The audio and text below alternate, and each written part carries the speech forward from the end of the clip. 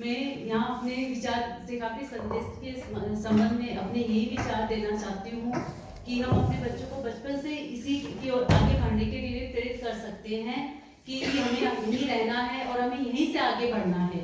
हम अपने बच्चों को यही के बारे में बताएं कि हमें अपने समाज में अपने को किस तरह अपनी संस्कृति को हम जगा सकते हैं।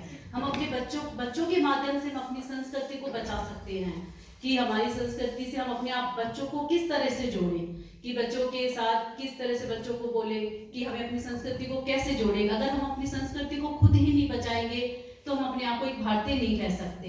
हमें अपने आप को संस्कृति से जोड़े रखना है।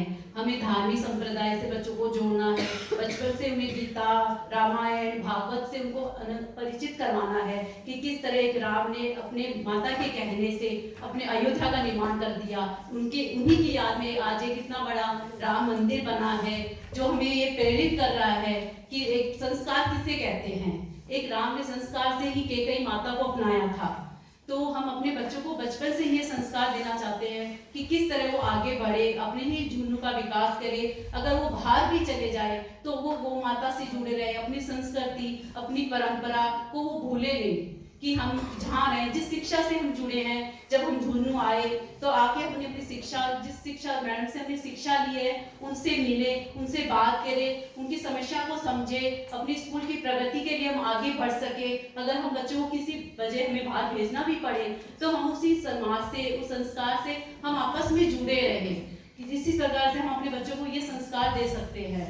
नैतिक मूल्य क्या है, जिस प्रकार हमारे माननीय प्रधानमंत्री ने पुराने मंदिरों है जो खंडित हो चुके थे उनका जीर्णोद्धार करवाया। हम भी अपने झुंझुनू में नए मंदिर बनाने के बजाय पुराने मंदिर को फिर से स्थापित करें, जिससे पता चले कि हमारे जो नए मंदिर है उनका निर्माण कैसे हो सके।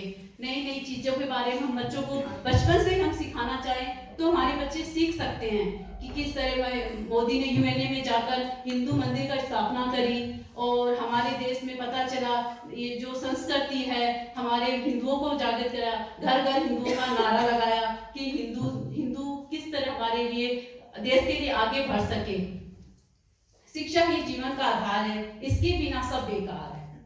मैं ये अपने ये शब्द कहना चाहती हूँ, अपनी वाणी को विराम देना चाहती हूँ।